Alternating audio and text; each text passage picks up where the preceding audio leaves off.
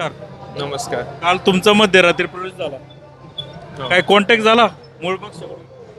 नाही, contact already चालूच होता. कॉन्टॅक्ट संबंध महत्त्वाचे. शेवटी राजकारण 5 तारखेपर्यंत आहे, परंतु जुन्नर तालुक्याच्या संस्कृतीमध्ये शेवटी नेते मंडळी हे वरच्या पदावर काम करतात. आमच्यासारखा सर्वसामान्य कार्यकर्ता हा खाली काम करतो. त्यामुळं ऑलरेडी राजकारणाच्या अगोदरही माझे सर्वांशी चांगले संबंध होते आणि राजकारणात असताना पण मी ते जपण्याचा प्रयत्न करतोय. काय सांगून तुम्हाला थांबवण्याचा प्रयत्न झाला?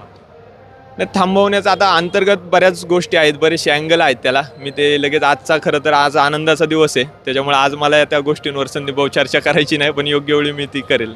राष्ट्रवादी सोडली, आनंद वाटतो. आता एका कुटुंबातून ज्यावेळेस आपण कुटुंब सोडतो तर निश्चित आनंदाची ती गोष्ट नसते, पण आता पर्याय नाही आहे. काही गोष्टी राजकारणाच्या व्यवस्थेमध्ये आपण महाराष्ट्रात पाहतोय, सगळ्या गडबडी चालू आहेत महानगरपालिकेच्या दृष्टीने, नगरपालिकेच्या दृष्टीने. आनंद असं म्हणता येणार नाही, परंतु ज्या परिवारात आता मी आलो आहे तिथे पण मला माझे जुने बरेचसे मित्र होते, त्याच्यामुळे तिथेही आनंदाचं वातावरण आहे. काय सांगाल आता? काय सभा देखील आहे, भाषण वगैरे काय ठेवलंय का?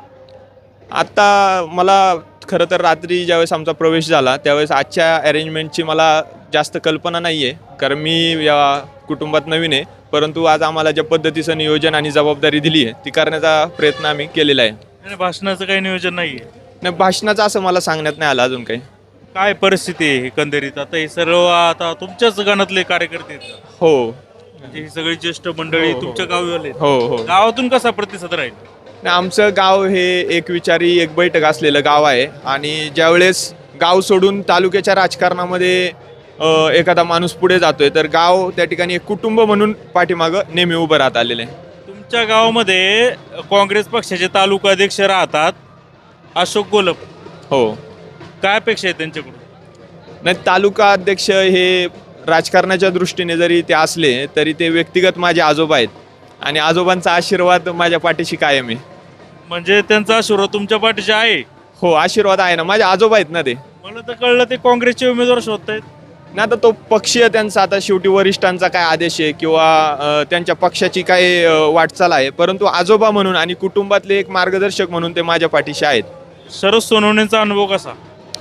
दादांचे आणि माझे 2012 पासूनचे वैयक्तिक संबंध होते. टीकेच्या तुम्ही टीका करायचे, हे जे हल्ला बोल हा सुरुवात शरद सोनवणेवर टीका करल्या पासूनच सुरुवात झाली. नाही, आता तत्कालीन ते आमदार होते आणि मी या राजकीय व्यवस्थेत आलो, ते सामाजिक चळवळीतून मी पुढे आलेलो आहे आणि तत्कालीन परिस्थितीमध्ये जरी मी टीका केलेली असली तरी तो माझा व्यक्तिदोष नव्हता, तो त्या भूमिकेतून पुढे जाण्याची ती एक जबाबदारी होती. आणि सोनवणेवर टीका असायची तुमची? नाही, मी बेनकेंवर पण टीका केलेली आहे. आशाताईंवर कधी केली सांगा, एक उदाहरण सांगा. सामाजिक व्यवस्थेमध्ये तत्कालीन ते आमदार होते, त्यानंतर मी राजकारणात येण्याचा निर्णय माझा झाला. मी सगळ्यांच्या विचाराने राजकारणात आलो आणि मी टीका ही त्यांच्यावर व्यक्तिगत स्वरूपाची कधी अद्याप केलेली नाही. सामाजिक प्रश्नांवर जे काही प्रश्न मी रस्त्याचे मांडले किंवा एखाद्या चळवळीचे मांडले, त्यातून ते प्रश्न त्यांनी सोडवले देखील, याचाही देखील मला.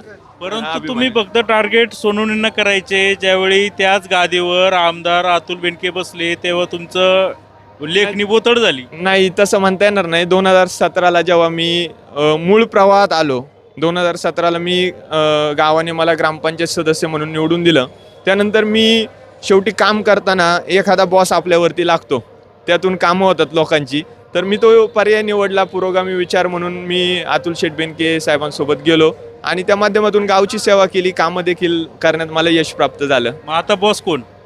आता ठीक आहे, राजकीय व्यवस्थेत बदलत असतात, अनेक अडचणी त्या निमित्तानं आल्या. आता आदरणीय शरददादांसोबत काम करण्याचा माझा त्या ठिकाणी आमच्या सर्व मित्रपरिवाराचा आणि आमच्या भागातील संघटनेचा जो विचार झाला आहे, हा शेवटी माझा वैयक्तिक विचार किंवा निर्णय यापेक्षा संघटना काय म्हणते, मायबाप जनता काय म्हणते, त्या दृष्टीने मी पुढे वाटचाल करण्याचा प्रयत्न करतोय. आणि या 4-5 वर्षामध्ये दादा आमदार आहे तर सामाजिक प्रश्नांवरच मी डेव्हलपमेंटच्या दृष्टीने काम करेल याचा मला स्वतःला विश्वास आहे. मला एक सांगा, अतुल बेनकेच्या माध्यमातून तुमच्या गावात परिसरामध्ये कोट्यवधी रुपयांची कामं झाली, सतत तुम्ही त्याचा गवगावा करायचे, एवढी कामं दिली, असं झालं तसं झालं, अजून काय कमी केलं त्यामुळं तुम्ही बेनकेंना सोडलं?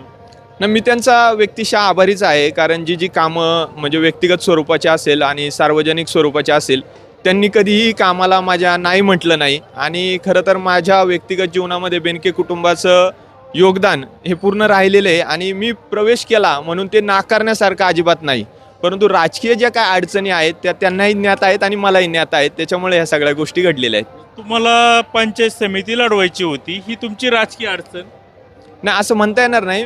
मी थांबायला देखील तयार होतो, पण ती सूत्र काही जुळली नाही. त्याच्यामुळं मला लढण्यास भाग पाडला. आणि ज्या वेळेस हा पूर्ण संघटनेचा आणि समाजाचा निर्णय एखाद्या वेळेस होतो, त्यावेळेस आपल्याकडे पर्याय राहत नाही. शेवटी समाजासाठी, समाजामध्ये काम करणारा माणूस समाजासाठी कुठंतरी पुढं त्या ठिकाणी जावं लागतं. आता तुम्ही ज्यावेळी राष्ट्रवादी होते तर शिवसेना थोडीशी कमजोर होती, परंतु आता राष्ट्रवादी तुम्ही सोडली. आता राष्ट्रवादीचे जे मूळ कार्यकर्ते टीका करतील, तुम्हाला एवढं सगळं भरभरून दिलं तरी तुम्ही असं केलं, असं करायला नव्हतं लागत, अतुल बेनकेंसोबत विश्वासघात केला, त्याला काय उत्तर देणार? राजकारणात हे थोडंफार ट्रोलिंग ह्या गोष्टी चालू असतात, परंतु मी याच्याकडे कधीही लक्ष दिलं नाही. मी माझ्या सामाजिक पिंडापासून कधीही बाजूला गेलो नाही.